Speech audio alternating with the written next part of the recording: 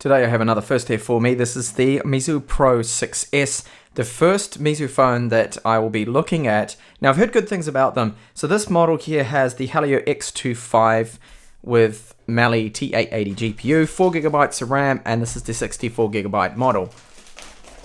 I picked this up here from AliExpress. So apparently in this model the camera has changed. It's now a 12 megapixel sensor and has a slightly larger battery too. So the battery capacity has increased to 3,600 milliamp hours. 3,060, sorry. So well packaged up here. Now I did have to pay taxes on this because it did come with DHL. So that's normal. This happens every time. I've never had anything not be stopped for taxes with DHL, at least here in Spain. Now it's running Android 6 and it has their Fly Me custom OS, which is something I have never used before, so hopefully I can get used to that quickly.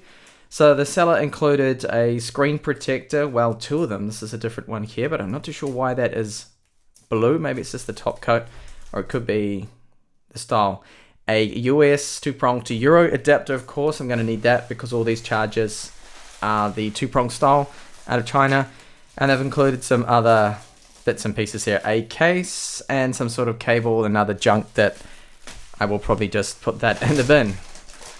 Oh, and even some cheap headphones that will probably sound like junk. Okay. So they've included lots of little things in there that really I don't need, but just to try and sweeten the deal. So there we go. Pro 6S. Quite a nice box. It's made out of plastic. Now the seller, I think they did open this. Well, they should have, because they were going to install Google Play for me. So it looks like that just folds back. And that is actually quite nicely presented there, the way they have packaged that up. So charger, of course. Okay, so that's rated to 12 volts, 2 amps is the highest charging output you get from that. Alright, so the phone has a protective wrap on there, and you can see that I went for the black version, of course, here. I'm a little bit tired of all the white phones with the white face on them that tend to make the bezels look a bit larger on the screen left and right. So I'll just get these protectors off it. And you see there that front-facing fingerprint reader. We have a 5 megapixel camera there in the front. Now this has an aperture of 2.0. The rear camera, that one has an aperture of 2.2, so slightly different. And we'll see there's that ring flash they have, the LED rings. So it's actually made up of various tiny little LEDs in there. Now the camera, I can see protrudes probably by about 1 millimeter. You can see sticks out a little bit. Buttons on the right hand side, these are made out of metal. Build quality seems really good, nice and rounded off there, those edges. And along the bottom, 3.5 millimeter headphone jack, Torx screws, USB Type-C port. Now this is also USB 3.1 according to one of their press release images there. The loudspeaker, this little hole there of course is for the microphone. So just get that powered on. And a small little vibration. And there's the logo. What else we get here in the box, we can see there's a SIM tray tool. I'll take a look at the SIM tray in just a minute or so in this video, just to have a look and see what kind of size SIMs it takes, whether it's nano or normal SIMs there. I take it there'll probably be some instruction stuff here. Oh, there's a VIP card and warranty card and whatnot. I can see that that is in Chinese. And what else do we have in here? Nothing. There's just a gap there. I don't know what that was meant to be. Some headset in there maybe? Who knows? Okay, so just to check out the weight of it, it's 167 grams. That's not too bad. I mean, slightly heavier maybe because of the build of it. But build quality, yeah, really nice, very smooth. Those antenna lines though along the top here, that is very familiar. It looks just like an iPhone's. Okay, so I've just powered it on. It's come straight into the Fly Me UI. Now, I've never used this UI before, so I'm not used to it. I've just noticed that I don't have back or menu keys on it. Now, I don't know actually whether they are there or I need to enable them or not, but the home button is working. And it also clicks down. That also doubles, of course, as a fingerprint reader, which I will just check out. So in the settings here, we've got the typical standard menu layout. This at least is familiar. As an Android user, you can probably make your way around that quite good. So there's the battery information. A power mode does actually have balanced and performance and saving, but I'll just keep it on balance. And I'm heading to go back here. That is really weird. Why do we have no back button? So everything is just going to be going through multitasking, I guess. Everything. That's the way to get out of everything, and that's what they want you to do. So here are the toggles. Typical toggles here. So we've got the auto brightness mode, flashlight, smart touch. Smart touch. What is that? Now, it does apparently have this 3D touch thing. Like, I can feel a vibration there, but apparently 3D touch. I'm not too sure whether that is the smart touch, but this is so unusual having no back button. So it is smart touch. Okay, tap, hold, move, slide, right. Okay. So this is the smart touch. Yeah, all right. I'm just going to disable that one for now.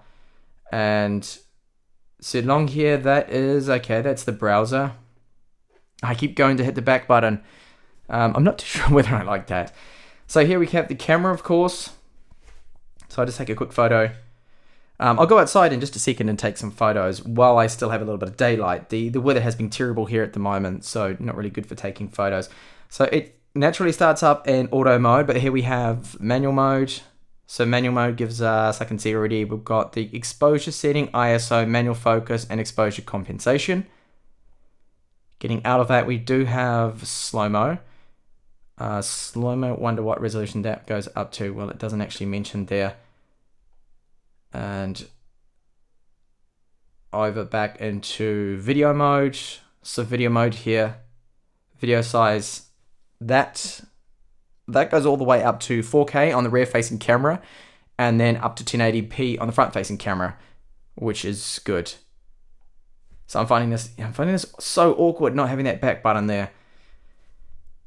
Okay, so get out of that there and have a look too at how the fingerprint reader works, which will probably be right here. So I'm going to have to set up a password first before I do that. And a very easy one. Okay, so place my finger. So just to be the typical, got to do this about 10 times. Okay. Lock it.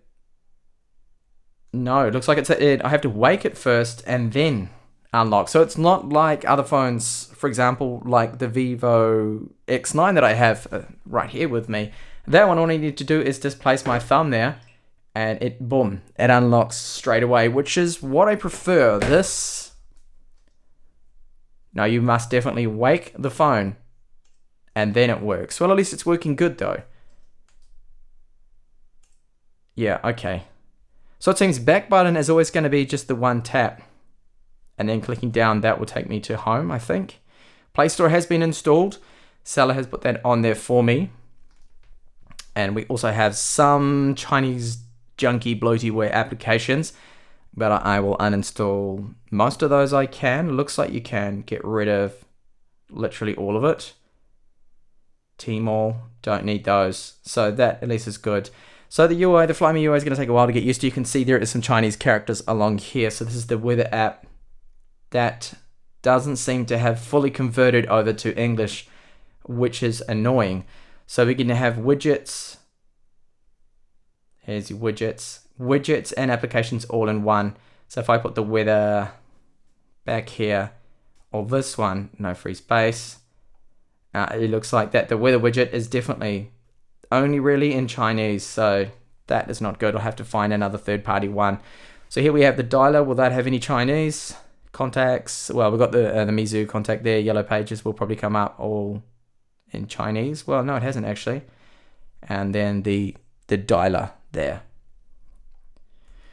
Okay. So really not much to look at now when it comes to the UI. We'll need to test that out fully, but so far, I mean, the performance of that seems good. So let's have a look at the performance of the rear and front-facing cameras very quickly. So as a sample shot in 4K, that's the maximum you can record. So the rear camera has an aperture of f2.2, and I'll test out and see if it does actually have autofocus in video mode. Looks like it does. Unfortunately, not really good weather here at the moment. Seems really fast. So things look a little bit grim and cloudy because it has actually just been raining literally all week. Which is kind of unusual for this area because normally it's just like sunshine all the time. So it seems alright. And I just noticed that the focus is sometimes pulsing in and out. Yes, it is actually. So that isn't good to see. That's a very common problem on these cheaper Chinese mobiles. So I'll swap over now to the front-facing camera and we'll have a look at the video quality. So here's the front-facing camera. It's a 5 megapixel unit, has an aperture of f2.0, so slightly different from the rear camera. So far the quality seems fine. Weather conditions, as mentioned, aren't particularly good at the moment, but the frame rate, it seems quick, it seems fast, and it's capturing my face quite well there. But I'll check that out later on when some better lighting conditions like daylight and things in the full review, and reserve my judgment until I have used this mobile a lot more. This is just a first impression here.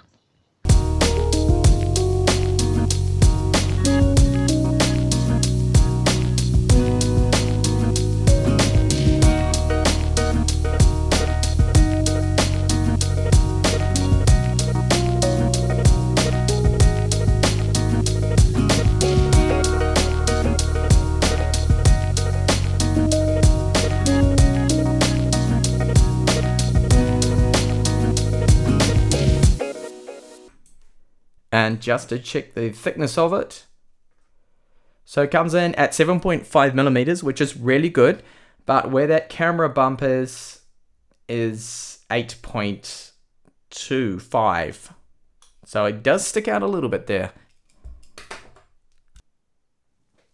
So here is the SIM tray, and yes, it does take 2 nano SIMs there. Unfortunately, no micro SD card support, which is a shame. So a very quick look at the screen here. Now those scan lines that you're seeing that are just running up and down the screen, that is only on camera. Now the viewing angles of this are really good. It's IPS display, and I did notice that too, that the corner of the glass just around here, so all the edges are 2.5D rounded edges, which is a nice touch there. The screen doesn't look that bad at all to me. Very nice panel they have used. And honestly, really, you don't find that many bad panels now being used in mobile phones. They're normally 1080p ones, IPS, and the quality of this one looks quite good. And again, that shimmering, that effect you're seeing, that's just on camera. Here's a look at the keyboard that is part of the Flyme OS. Actually, quite a nice keyboard. The layout is good. Typing on it seems really good. Not bad. So it has a loudspeaker just down here on the bottom. I'm going to play a track here from Carbon Based Lifeforms and we'll have a listen to how loud it sounds.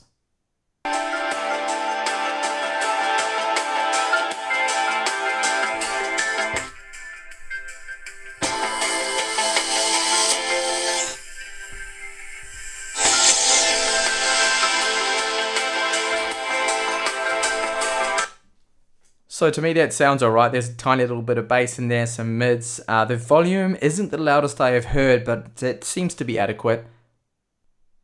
Multitasking with Flyme is a little different. You have to do a swipe up gesture and then you can go through your different apps there. So you can close individual ones, swap to them, or just close them all. It's a different way of doing it, and well, it works. It's going to take a little while for me to get used to this. Okay, so that's my unboxing there. My first impressions of the Meizu Pro 6S here are good. The build quality, very, very nice. This is premium feeling mobile in hand. Okay, it's a little heavier, but that adds to more of a quality feel to it. The way it's finished, the edges, everything is really well done. Now the camera performance, I'll have to check that out in more detail. Today's quite a bad day. We've just had really bad weather for the last couple of weeks here in Spain, so it's very hard for me to get any kind of decent images with better lighting conditions. So when the sun comes out, I'll get some good photos and videos up in the full review at least. Now the UI, I can't say I like it too much so fast with my first experience with it. Flyme doesn't have any back or menu buttons, or at least this model doesn't with the Meizu.